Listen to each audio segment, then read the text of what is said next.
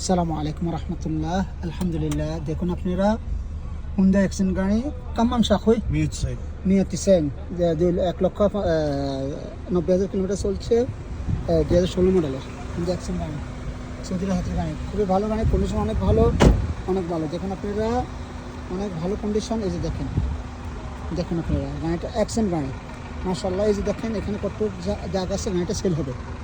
দেখছেন, এই যে দেখুন